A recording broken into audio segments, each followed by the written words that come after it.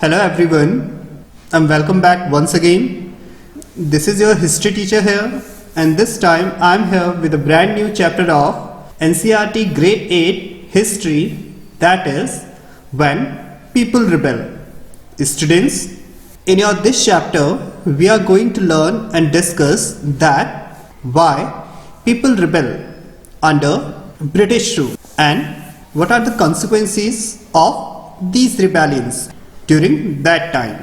Students, that time the British believed that Indian society had to be reformed. So the Britishers made many laws to stop the practice of sati and to encourage the remarriage of widows. And students, in fact, not only these laws, Britishers also introduced, or we can say promoted, English language education. On the other hand, the Indian sepoys, or we can say the Indians who were recruited as soldiers in the British army, were unhappy about their pay, allowances and the condition of services provided by the Britishers. So students, like these, there were several reasons that aroused resentment in the hearts of people. So students, now let's understand that how these revolts originate and spread during British rule. So students, the first heading of this chapter is Policies and the People.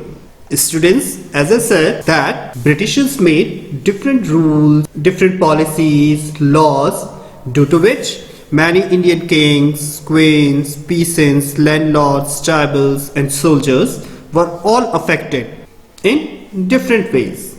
Now let's understand that how the Nawabs of that time lose their power.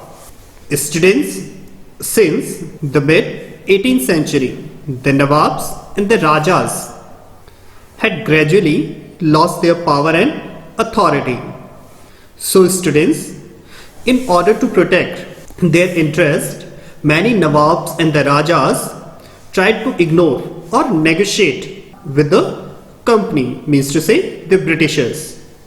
But students, on the other hand, the company and the British government tried their best to reduce their freedom, disbanded their armed forces and took away their tax revenue and territories. But however, there were many ruling families like Rani Lakshmibai of Jhansi wanted the company to recognize her adopted son as the heir of her kingdom after the death of her husband. But students, the company, means to say the British government, turned down these petitions of Rani Lakshmibai, and that's how the resentment aroused in the mind and the heart of many Nawabs and the Rajas of that time. Students, under the British rule, the Awadh was one of the last territories to be annexed by the Britishers. So, in order to annex Awadh, the Britishers in 1801 imposed an alliance named Subsidiary Alliance. Means, under this alliance, there was a treaty between the British East India Company and the Indian princely states, by virtue of which the Indian kingdoms lost their sovereignty to the English. So that's how the Britishers in 1856 take away the Awadh under their control. Now students, the company planned to bring down the Mughal dynasty to an end in India. So in 1849, it was announced by the Britishers that after the death of Bahadur Shah Jafar, the family of the king would be shifted out of the Red Fort and given another place in Delhi to reside in. So students, after the death of Bahadur Shah Jafar, who was also known as the last Mughal king, there were no descendants who would be recognized as kings. So they would just be called as princes. Now students, let's understand that how the peasants and the sepoys shows their resentment against the policies and the laws of the company. Students, peasants and the jamindars resented the company's high taxes and the rigid method of revenue collection, because many of the peasants and the jamindars lost their lands as they failed to pay back their loans to the moneylenders.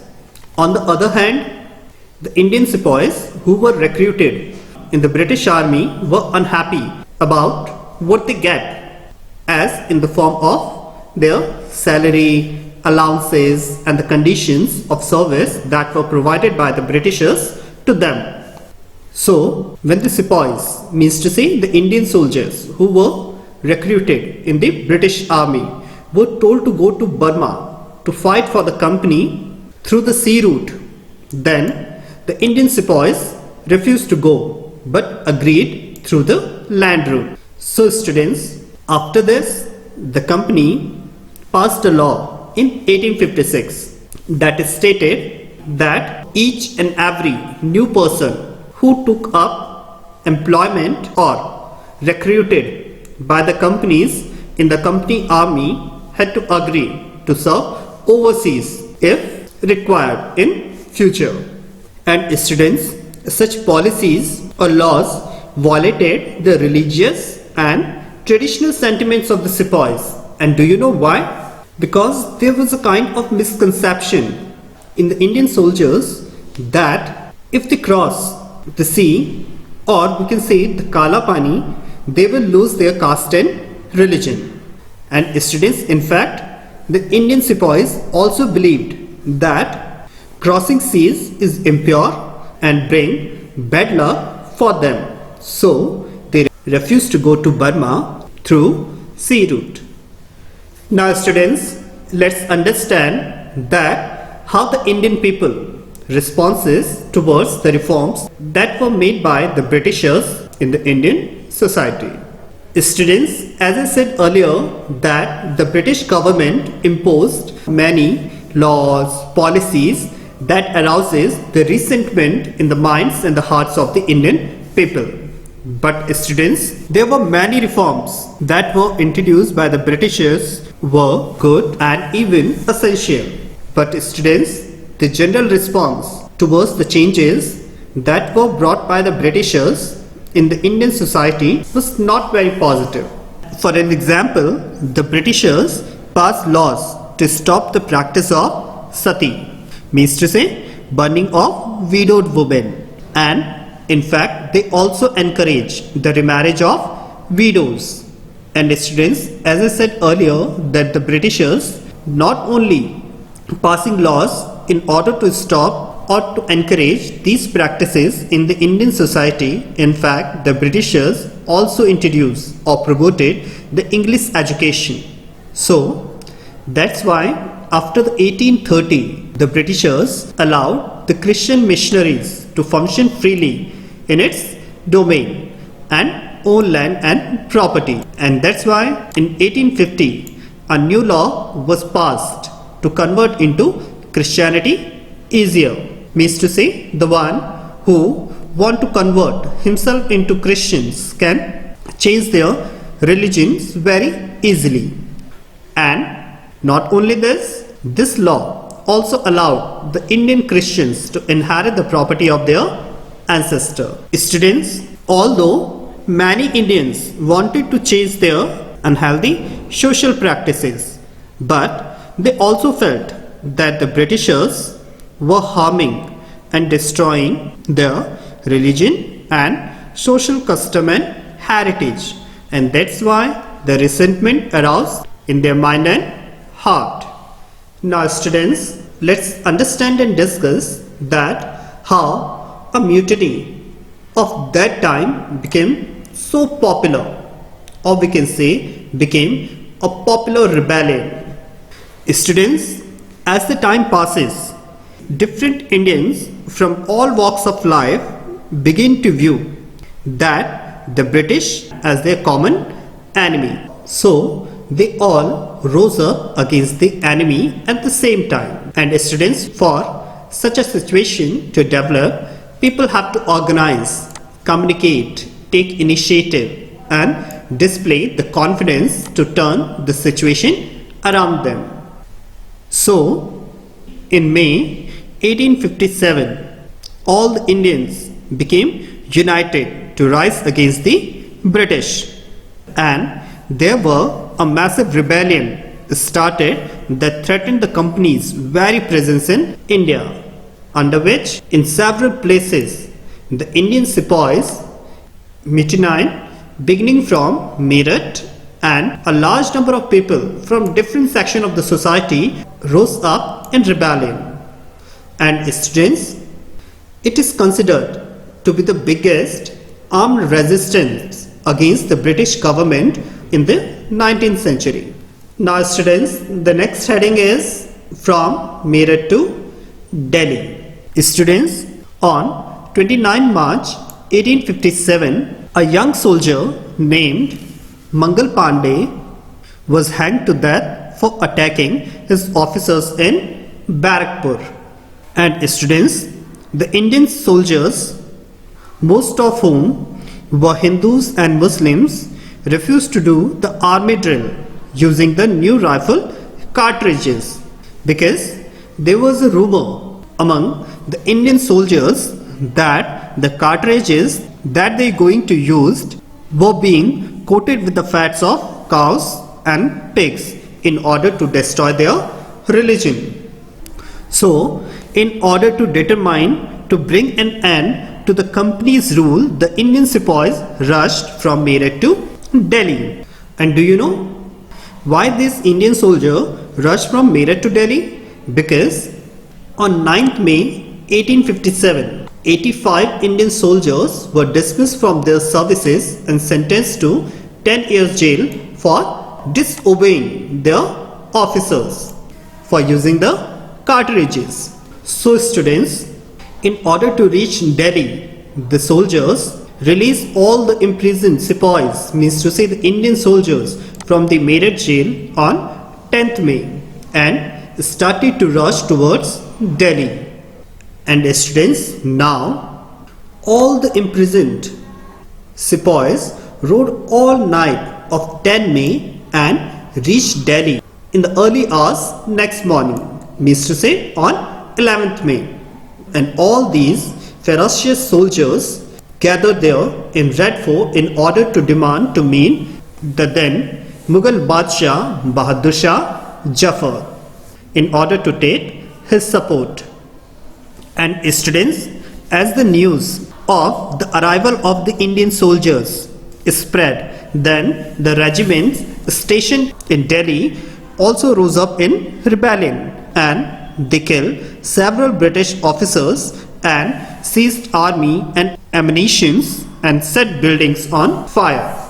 And students, finally, when the Indian sepoys met the Mughal Emperor Bahadur Shah Jafar and proclaimed him as their leader, then the last Mughal ruler, the Bahadur Shah Jafar, also accepted the demand and wrote letters to all the chiefs and the rulers of the country in order to come forward and organize a confederacy of Indian states in order to fight against the Britishers.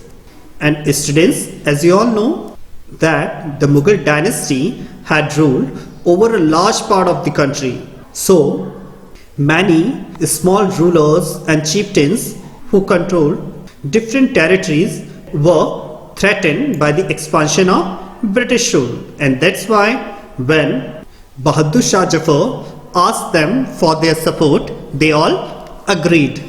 Whereas the Britishers thought that the disturbance that caused by the issue of the cartridges they die down very easily, but the situation getting worse, or we can say changed dramatically by the support of the last Mughal ruler Bahadur Shah Jafar.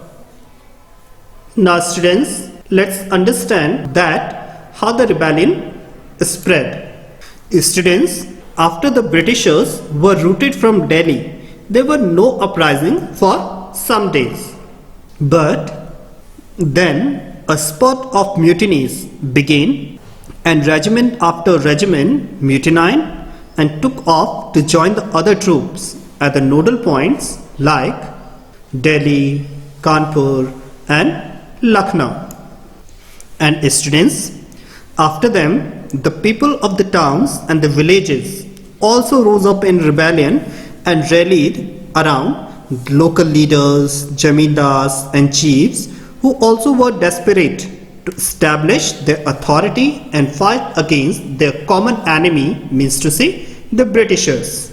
For an example, Nana Sahib, who was the adopted son of the late Peshwa Bajirao, proclaimed himself Peshwa, and he gathered armed forces and expelled the British garrison from his city, and he declared that he was a governor under authority from the Emperor of India, Bahadur Shah Jafar.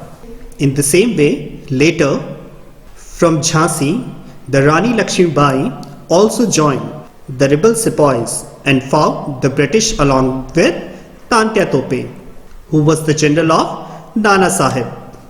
In the same way, from the Mandla region of Madhya Pradesh, Rani Avanti Bai Lodhi of Ramgarh also raised and led an army against the Britishers, who had taken over the administration of her state. And students, of all these battles, the Britishers were defeated in most of them. And so, as a result, a situation of widespread popular rebellion developed in the region of Awadh also. And as a consequences of all these battles, there were emergence of many new leaders like Ahmadullah Shah from Faizabad, Bakht Khan in Delhi, and Kunwar Singh in Bihar. Now students, let's learn and discuss that how the company fights back against all these rebels. Students, the British reinforcements from England passed new laws so that the rebels could be convicted with ease and then moved into the main centers of the revolt. So, as a result, in September 1857, Delhi was recaptured and the last Mughal ruler, Bahadur Shah Jafar, was sentenced to life imprisonment. And students, not only this, in fact, the sons of Bahadur Shah Jafar were shot dead before his eyes, and his wife, Begum Jinat Mahal, was sent to prison in Rangoon in October 1858, where he died in November 1862. In the same way, in March 1858, Lucknow was also taken by the Britishers, and the Rani Lakshmi Bai of Jhansi was defeated and killed in June 1858. In the same way, the Rani Avanti Bai of the Mandla region of Madhya Pradesh chose to embrace death when she was surrounded by the British from all sides. In the same way, the Tantia Tope was also captured, tried and killed in April 1859. Students, just as victories against the British had earlier encouraged rebellion, the defeat of the rebel forces encouraged desertion. So, the British also tried their best to win back the loyalty of the people by announcing rewards for all those loyal landlords who will continue to enjoy traditional rights over their land. Whereas, on the other hand, those who had rebelled were told that if they submitted to the British and if they hadn't killed any white people, then they would remain safe and their rights and claims to land would not be denied. Now students, let's learn and understand the aftermath, means to say consequences or the situation that is the result of the rebellion of 1857. Students, the British had regained control of the country by the end of the 1859, but they had learned that it is not safe for them to carry on ruling India with their old policies. So, many major changes introduced by the British after the revolt of 1857. As for an example, the British Parliament passed a new act in 1858 and transferred the power of the East India Company to the British Crown, means to say royal family, and a member of the British Cabinet was appointed as the Secretary of State for India and made him responsible for all the matters related to the governance of India. And students, not only this, he was given a team of experts called the Indian Council to advise him. And the Governor General of India was given the title of Viceroy, means to say a personal representative of the Crown. And that's how, through these measures, the British government accepted direct responsibility for ruling India. Now students, the second situation that will arise after the revolt of 1857, that all ruling chiefs of the country were assured that their territory would never be annexed in future, and they were allowed to pass on their kingdoms to their heirs, including adopted son. But however, they were made to acknowledge the British Queen as their sovereign paramount, which meant that they could rule their kingdoms but only as subordinate of the British Emperor or Empress. Nextly, the promotions of the Indian soldiers in the army were reduced and the number of Europeans increased. Also, instead of continuing to recruit Hindu and Muslim soldiers from Awadh, Bihar, Central India and South India, more soldiers were to be recruited from among the Gurkhas, Sikh and Pathans. Nextly, the British found Muslims to be primarily responsible for spreading the rumors that led to the Great Sepoy Mutiny of 1857. So, lands and properties of Muslims were confiscated on a large scale and they began to treat it with suspicions and hostility. Nextly, after the revolt of 1857, the British decided to respect the customary religious and social practices of the people in India. And lastly, the Britishers made many laws and policies that were meant to protect landlords and jamindars and give them security of rights over their lands. Now students, with this topic here, your chapter number 5 is completed. Now I will be come back soon with another chapter. Till then, stay home, stay safe and stay healthy.